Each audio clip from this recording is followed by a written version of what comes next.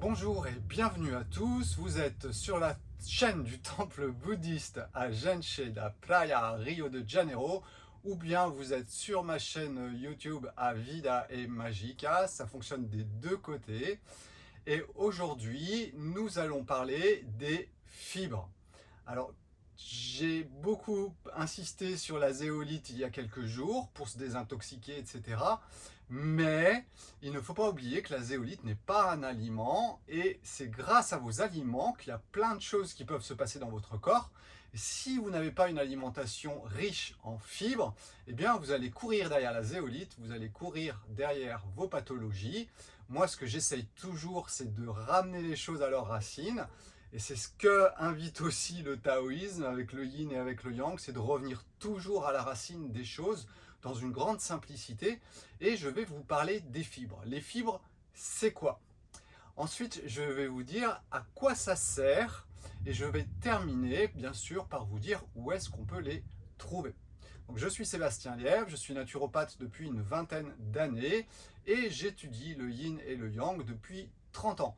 Donc voilà, j'ai une vision assez globale de tout ça et c'est vraiment ce que j'essaye de faire passer grâce à ces vidéos relativement courtes ou bien dans les enseignements que je donne sur le taoïsme, yin-yang, mais aussi bien le côté physique, psychique ou bien la métaphysique. Et je suis là pour partager mon voyage aujourd'hui, connaissance du monde sur les fibres, pardon. C'est parti.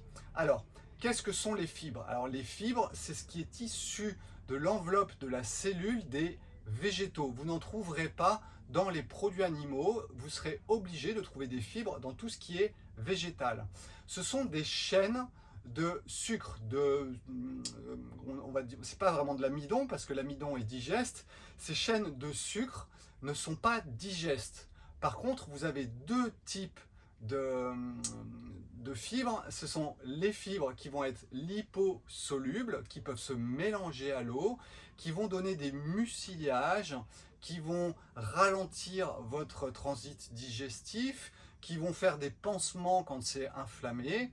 Et puis vous avez les fibres qui, elles, ne sont pas liposolubles. Il faut vraiment que je ralentisse mon phrasé, sinon je ne vais pas y arriver. Et ces fibres-là, elles sont là vraiment, c'est comme des petits balais qui vont traverser vos intestins, absorber certaines choses, et ça, je vais en parler après, parce que c'est très important, et on va dire créer votre bol digestif. Donc, pourquoi les fibres, c'est important? Parce que tout simplement, c'est ce qui va créer tout ce qui est à l'intérieur de votre ventre, notamment sa vitesse de transit, mais aussi tout ce qui va s'y passer. Alors, cette vitesse de transit normale, normalement, vous avez un transit entre 24 et 48 heures. On dit qu'un vieil anglais, c'est plutôt 7 jours. Mais si vous êtes constipé, si vous avez des transits trop rapides, c'est qu'il y a quelque chose qui ne colle pas et vous pourriez revenir un petit peu à tout ce que je vais vous raconter sur les fibres, vérifier que vous en avez bien suffisamment à l'intérieur de vous, que vous en mangez suffisamment surtout, et puis comprendre bien leur rôle dans votre corps. Donc il y a ce rôle de pansement pour les liposolubles, et puis il y a ce rôle aussi de faire avancer les choses dans votre tube digestif. Quand vous mangez un bout de viande, je prends toujours l'exemple du bout de viande, je ne suis pas végétarien, je ne suis pas ni pour la viande, ni contre la viande. Pour moi, tout est possible, ça dépend de chaque personne, ça dépend des moments de l'année, ça dépend de tellement de choses. Et ça, grâce au taoïsme, on peut en avoir une bonne image globale, ce qui nous permet d'accepter le monde tel qu'il est dans toutes ses couleurs. Donc je reviens sur mon histoire de bout de viande. Si vous mangez un bout de viande, si vous mangez du poisson, et que par hasard il venait à être mal digéré, eh bien que va-t-il se passer? Eh bien vous avez un cadavre qui va rester dans votre ventre à 37 degrés. Si en plus vous avez un transit digestif qui a tendance un petit peu à traîner, eh bien ça va se putréfier. Et la putréfaction dans votre corps, il n'y a pas mieux pour créer des poisons, pour créer des toxines qui vont ensuite inflammer votre tube digestif, qui vont bloquer l'avancée du bol digestif dans votre ventre par manque de fibres aussi. Donc voilà, les viandes et les produits animaux, on peut les manger, mais il faut les manger le mieux possible. Donc ça fait partie d'autres vidéos que je vous ai fait sur l'alimentation. Et je ne vais pas revenir là-dessus, on va se concentrer aujourd'hui sur les fibres. Et voilà, ces fibres, elles sont là aussi pour faire avancer tout ça. beaucoup plus vite. C'est comme si vous chatouillez un petit peu l'intestin et du coup il y a un phénomène de péristaltisme qui fait avancer tout ce qui est dans votre ventre et c'est grâce aux fibres qui stimulent votre intestin que cela va plus vite. Et voilà ce qu'il faut comprendre dans le rôle des fibres qui ne sont pas liposolubles, parce que les liposolubles, elles ont tendance à ralentir le transit digestif, alors que celles qui ne se mélangent pas à l'eau, je ne sais pas si je ne me suis pas trompé, donc les liposolubles ralentissent, et celles qui ne peuvent pas se mélanger à l'eau, eh bien c'est elles qui vont stimuler le tube digestif pour que ça avance plus vite. Donc ces fibres, elles ont un rôle très important déjà sur le mouvement dans votre corps de tout ce qui s'y passe. Ensuite, vous avez des milliards de bactéries dans votre tube digestif. Alors dans votre estomac, il n'y en a pas trop, à peu près 1000 jusqu'à 1000 par millilitre. Ça tout simplement parce qu'il y a vraiment un milieu très acide avec l'acide chlorhydrique qui est produit pour la digestion des protéines. Et du coup, les bactéries ont un peu du mal à survivre dans ce milieu très acide. Ensuite, vous avez l'intestin grêle qui comprend plusieurs parties. Et dans cet intestin grêle, ça va jusqu'à 10 millions. 10 millions, ça commence à faire beaucoup. Et puis quand on arrive ensuite dans le gros intestin, eh bien on est à 10 000 milliards par millilitre. 10 000 milliards par millilitre, c'est énorme. Pour vous donner un ordre d'idée, 2 kilos de bactéries dans votre corps. Colossal. Or, nous n'avons pas toutes ces petites bébêtes dans notre corps pour rien. La vie est bien faite. Généralement, c'est une vie en symbiose. C'est-à-dire que vos bactéries, ce qui compte pour elles, c'est aussi que vous soyez en vie, puisque c'est grâce à vous qu'elles survivent.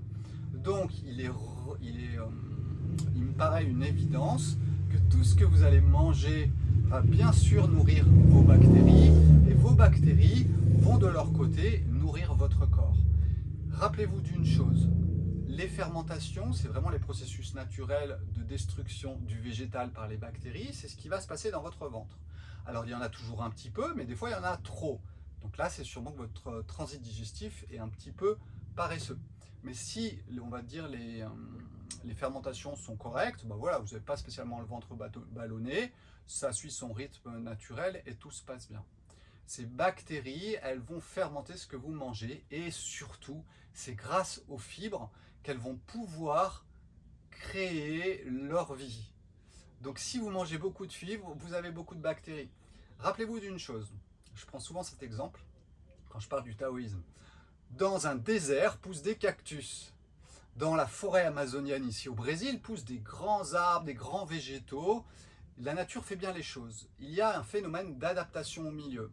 Donc si vous apportez ce qui est nécessaire à vos bactéries, eh bien vous avez les bactéries qui correspondent à ce que vous leur apportez. Et c'est là tout l'art de manger des fibres, parce que vous allez apporter un substrat à vos bactéries qui vont pouvoir être heureuses de vous rendre tout ça de plein de façons différentes. Alors on parle de certaines vitamines qui sont créées par les bactéries.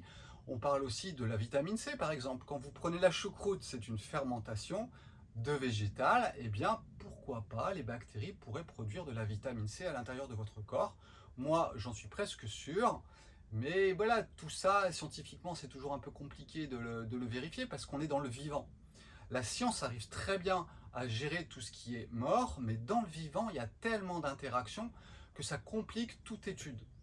Revenons à la simplicité sans aucune connaissance scientifique, des milliards de bactéries qui sont dans mon ventre, si je les nourris bien, elles me nourrissent bien. On arrive aujourd'hui à des nouvelles études qui vous montrent que tel cancer, telle maladie est liée à une bactérie spécifique qui fait la fête dans votre corps.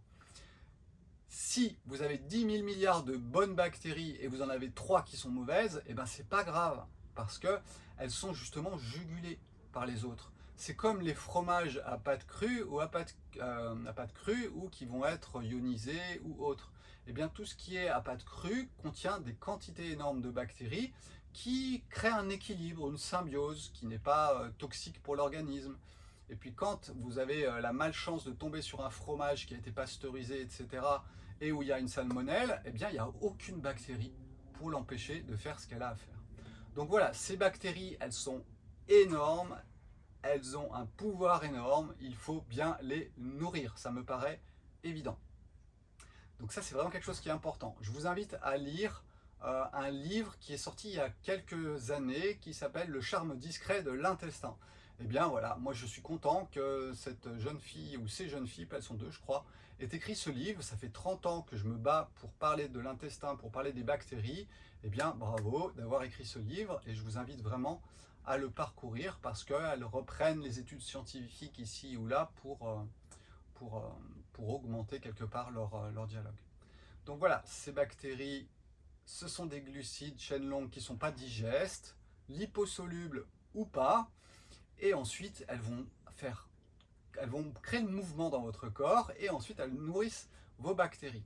Maintenant, où est-ce que nous allons les trouver? Eh bien, tout simplement, dans les produits animaux, il n'y en a pas. Ça, c'est clair.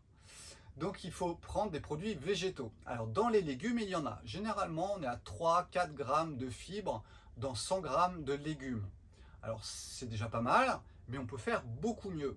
Et on peut faire beaucoup mieux comment? Eh bien tout simplement avec par exemple les fruits séchés comme les noisettes, les amandes, ou bien certains fruits secs du style les dattes, les pruneaux qui sont très riches en fibres aussi. Ou alors, tout simplement, dans votre alimentation tous les jours, des dattes, vous n'allez pas en manger tous les jours, mais vous allez manger des lentilles, des pois chiches, des haricots blancs. Et ça, c'est au moins le double de fibres que dans les légumes. Donc quand une personne me dit « Ah, mais je mange des légumes et des fruits », je dis « C'est bien, mais vous pouvez doubler votre masse de fibres si vous allez manger des céréales et des légumineuses. Des céréales complètes, et les légumineuses, de toute façon, elles sont toujours complètes. Donc le problème est réglé. Donc ces céréales complètes et ces légumineuses sont hyper riches en fibres qui vont pouvoir nourrir vos bactéries et qui ensuite fonctionneront très bien. On a souvent parlé du scorbut, de certaines maladies à certaines époques lors des grands voyages, mais ce qu'on ne disait pas, c'est que si les personnes s'étaient alimentées avec des choses les plus complètes possibles, eh bien le scorbut normalement n'apparaît pas parce que c'est un manque de vitamine C et il semblerait bien que quand on mange des fibres, eh bien en fait, on ne peut pas souffrir du scorbut. Donc ça, c'est quelque chose qui est très très intéressant. C'est à vérifier, mais moi, ça me paraît aussi très logique. Ces bactéries qui sont dans votre ventre fabriquent des mini-doses de vitamine C tous les jours, comme la choucroute qui est fabriquée dans un pot, qui est tout simplement une fermentation d'un végétal, avec un petit peu de sel, parce que la recette de la choucroute, je vous rappelle qu'il faut mettre aussi un petit peu de sel. Donc, ces bactéries, elles sont là, il faut bien les nourrir, elles nous nourrissent bien. Et ces fibres, nous allons les trouver surtout dans les céréales, les légumineuses, le tout complet. Alors faites très attention quand vous mangez complet, essayez si possible de manger biologique. Pourquoi? Parce que tous les pesticides vont être dans l'enveloppe des bactéries. Donc si ces pesticides sont dans l'enveloppe des bactéries et que vous absorbez ce pain complet ou pain intégral de la boulangerie qui n'est pas biologique, eh bien malheureusement vous allez vous prendre des doses d'engrais et pesticides. Donc je pense que c'est une meilleure idée, si vous pouvez, de manger des céréales complètes et des légumineuses de très bonne qualité, biologique ou d'un paysan qui fait attention à ce qu'il fait. Et je ne suis pas pro-biologique, c'est juste qu'on a un peu plus de garantie quand c'est biologique que quand c'est de l'industrie agroalimentaire dans laquelle je n'ai absolument pas confiance. Ça, c'est une évidence. Voilà, j'ai fait assez court, je réduis vraiment mes vidéos en ce moment pour faire un petit peu plus court. Vous ne passiez pas des heures sur YouTube à regarder des choses parce que ça dure longtemps. Donc là, l'information, elle est condensée à son maximum. Il y a plein de vidéos hein, sur ma chaîne. Elles sont rangées en playlist, le monde physique, le monde psychologique. Et du coup, vous pouvez jongler sur les deux côtés de façon relativement simple grâce aux playlists. Ne les oubliez pas si vous voulez regarder d'autres vidéos. Je vais continuer sûrement pendant quelques vidéos sur le monde physique. Hein. J'ai parlé énormément de psychologie, de métaphysique, de numérologie, de plein de choses comme ça pendant plusieurs mois. Et là, maintenant, je me reconcentre un petit peu plus sur le monde physique parce que cela fait partie de notre expérience. Et quand on a bien intégré ce monde physique, eh bien peut-être qu'on peut s'ouvrir à des choses beaucoup plus facilement. C'est ce que je pense. Et c'est ce que je vous enseigne dans cet enseignement qui se passe sur 3 mois, où nous parlons du monde physique. Je vais vous parler du yin et du yang, des maladies, de l'alimentation. Je vous parle de la psychologie ensuite, pendant un mois, et ensuite on parle de la métaphysique, on parle de la numérologie, on parle de l'astrologie, on parle de tout ça pour le dernier mois. Voilà, à bientôt, portez-vous bien. Pensez à prendre dans vos bras ce que vous aimez, c'est très important. Je l'ai souvent oublié et maintenant je le fais tout le temps. Voilà, ciao, bye bye et à bientôt.